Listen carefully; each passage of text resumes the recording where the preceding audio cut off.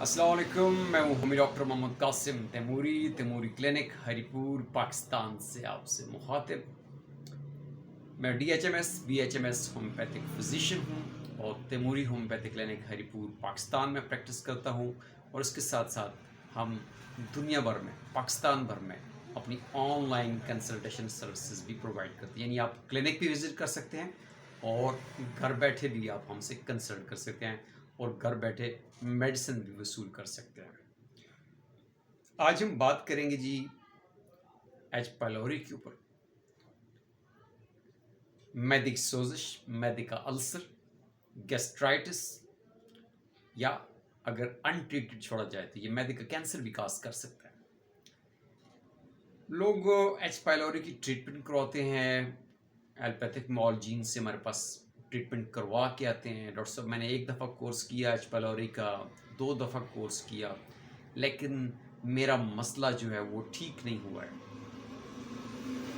देखिए, एलोपैथी में जो एच पाइलोरी का एंटीबैक्टीरियल कोर्स है वो तो 15 दिन का है। आप सिर्फ बैक्टीरिया को ख़त्म करते हैं, यू जस्ट एलिमिनेट बैक्टीरिया। लेकिन उस बैक्टीरिया ने आपके मैदे की लाइनिंग के अंदर किस कदर जो है अल्सर क्रिएट किए हैं और वो अल्सर किस तरह से एग्रीवेटेड हैं, बढ़े हुए हैं और वहाँ पे पेचीदगी किस नौइयत की है, ये तो आराम से ठीक होती है। मैदे को अल्लाह पाक ने इंतहाई मजबूत बनाया है। पहले तो ये इतना जल्दी ख़राब नहीं होता और मैदे के अंदर सोजश अल्सर जब हो जाता है तो उस अल्सर को हील होने में भी टाइम लगता है। आप बेशक एच पाइलोरी को कत्ल कर दें, एलिमिनेट कर दें, ख़त्म कर दें, कोर्स से ख़त्म कर दें, लेकिन जो अंदर अल्सर काज हुआ है उसकी हीलिंग का टाइम लगेगा। वो 10-15 दिन के अंदर हील नहीं होता है। अब लोग कोर्स जो है वो करवा के आते हैं, डॉक्टर साहब मैंने कोर्स किया है, मैंने एच पाइलोरी का कोर्स किया है, एक दफ़ा नहीं 2 दफ़ा किया है, लेकिन मुझे फिर भी मेरी अलामात देखें ऐसी है, मुझे भी ब्लोटिंग होती है, मैदे में खाने हज़म नहीं होता है, सूजन हो जाती है वगैरह वगैरह। तो एच पाइलोरी जो है, पहली चीज़ जो है कि आपके मैदे के अंदर आपके जो गैस्ट्रिक जूसेस होते हैं, ठीक है, उनकी प्रोडक्शन स्लो डाउन हो जाती है। यही वजह होती है कि हाइपो एसिडिटी की सिचुएशन होती है, मैदे के अंदर तेज़ाब कम बनता है। तेज़ाबियत कम होने की वजह से आपके मैदे के अंदर उस एच पाइलोरी बैक्टीरिया की जो रहने का माहौल होता है वो बड़ा साजगार हो जाता है। अगर एसिडिटी प्रॉपर है, वेल मैनेज है, जो मैदे के अंदर तेज़ाबियत का लेवल होना चाहिए वो मुकर्ररा है, तो वहाँ पे एच पाइलोरी बैक्टीरिया या कोई भी बाहर से बैक्टीरिया या फंगस, कोई भी किसी किस्म के माइक्रो ऑर्गेनिज्म आएंगे, वो उस तेज़ाबियत के अंदर ख़त्म हो जाएंगे। लेकिन जब एच पाइलोरी अंदर अपनी जगह बना लेता है तो वो अपना साजगार माहौल क्रिएट करता है। यानी वो जो मैदे की पीएच होती है वो इंतहाई एसिडिक होनी चाहिए, जो नहीं रहती है, जिसकी वजह से आपको ब्लोटिंग होती है, आपका खाना हज़म नहीं होता है, ठीक है जी, आपके जो है गैस की तकलीफ़ होती है, एसिड रिफ्लक्स करता है, खाना बहुत देर से स्लो हज़म होता है। तो इसमें फिर हम होम्योपैथी में ऐसी मेडिसिन देते हैं जो मैदे के अंदर जो गैस्ट्रिक जूसेस हैं, जो एंजाइम्स हैं, उनकी प्रोडक्शन को जो है बेहतर करे। ऐसी मेडिसिन देते हैं जो उस बैक्टीरिया को एलिमिनेट करे। ऐसी मेडिसिन देते हैं जो एंजाइम्स हैं उनकी प्रोडक्शन जो है बैलेंस कर दे। आपकी जो हाइपो एसिडिटी है वो प्रॉपर एसिडिटी की लेवल पे आ जाए, क्योंकि मैदे के अंदर तेज़ाब होता है। अगर तेज़ाब मैदे के अंदर नहीं होगा तो मैदा फिर क्या काम करेगा? कुछ भी नहीं करेगा, वो डाइजेस्ट नहीं कर सकेगा, ठीक है। खाना जो है वहाँ पे एक डाइजेस्टर होता है, वहाँ पे खाने को नरम किया जाता है, ठीक है, आंतों के अंदर हरकत के लिए, मूवमेंट के लिए उसको बेहतर किया जाता है। अगर मैदा उस खाने को प्रॉपरली डाइजेस्ट नहीं करेगा, ठीक है, तो डाइजेस्टर के तौर पे काम नहीं करेगा, तो वो खाना आंतों में नहीं जाएगा। तो आपका खुदकार जो क्वालिटी कंट्रोल सिस्टम है उस खाने को उस वक्त तक आंतों में जाने से रोकेगा जब तक वो उस मुकर्रर लेवल, मुकर्रर मेयार के मुताबिक नहीं हो जाता है। अब एच पेलोरी बैक्टीरिया जो होता है वो सिर्फ मैदे की लाइनिंग में आके आपको अटैक नहीं करता, बल्कि ये आपकी छोटी आंत के पहले हिस्से में ड्यूडिनम में, और ड्यूडिनम के बाद जो आंत का हिस्सा होता है वहां पे भी जाके अल्सर क्रिएट कर सकता है।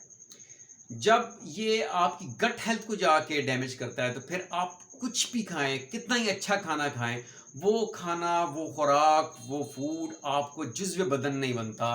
आपका वेट लॉस हो रहा होता है, आपका वजन कम होता है, या आप खाना खा भी रहे हैं तो आपका वजन गेन नहीं हो पा रहा होता उस पुअर गट हेल्थ की वजह से, उस मैदे की तेजाबियत के प्रॉपर ना होने की वजह से।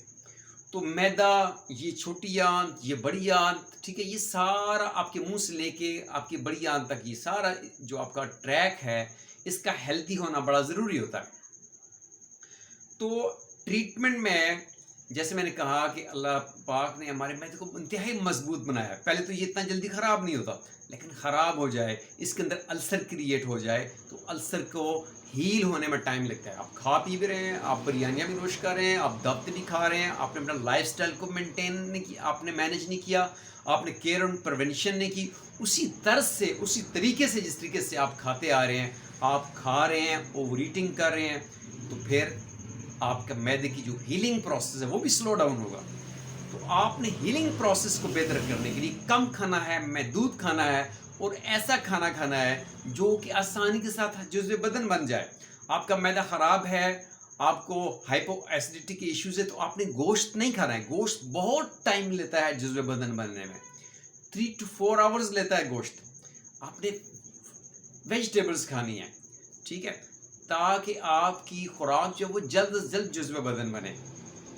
हैवी फूड, हाई कोलेस्ट्रॉल वाले फैटी फूड्स आपने नहीं खाने हैं। बहुत ज़्यादा मीठा आपने नहीं खाना है। मीठा खाना जो है, बहुत ज़्यादा मीठा खाना जो है, एच पेलोरी बैक्टीरिया के माहौल, रहने के माहौल को साजगार करता है, ठीक है। ज़्यादा मीठा भी आपकी हीलिंग को स्लो डाउन कर सकता है। ज़्यादा साल्ट का खाना आपके लिए आपकी तकलीफ को ज़्यादती का बायस बन सकता है। लोग अक्सर मिर्च मसाले बंद कर देते हैं और नमक उसी तरीके से खा रहे होते हैं। अगर आपके मैदे के अंदर अल्सर है तो आप तसव्वुर करें वो नमक जाके आपके मैदे के अल्सर में जाके कितना आपके लिए दर्द का बायस बनेगा। तो नमक, जहाँ पे आप मिर्च और मसाले कम करते हैं वहाँ पे आपने नमक भी बंद कर देना है। खाना बहुत कम खाना है। Heavy foods, junk foods, oily foods, fried foods नहीं खाने हैं, ठीक है जी। तो सलाद वगैरह खाएं, दही का इस्तेमाल करें, शहद का इस्तेमाल कर सकते हैं, अच्छा शहद आपको असली मिल जाता है तो। और इसके बाद जो ब्लोटिंग के इश्यूज़ होते हैं, हम उनको कहते हैं भाई आप बहुत कम खाने को खूब चबा के खाएं, खूब चबा के खाना खाएं, ताकि आपके मैदे को कम से कम मेहनत करनी पड़े। तो अगर आप एलोपैथिक इलाज करवा के थक चुके हैं, आपकी गैस के इश्यूज़, डकार, कॉन्स्टिपेशन, ठीक है जी, ये एसिड रिफ्लक्स, ये सारे इश्यूज़ बरकरार हैं, आपके मुंह से भी बू आती है, वज़न भी आपका बहुत कम होता जा रहा है, ठीक है, थकावट रहती है, भूख नहीं लगती है, और आप ट्रीटमेंट लेने के बावजूद आपकी हीलिंग नहीं हो रही है, तो आप मुझसे रब्ता कर सकते हैं, ठीक है।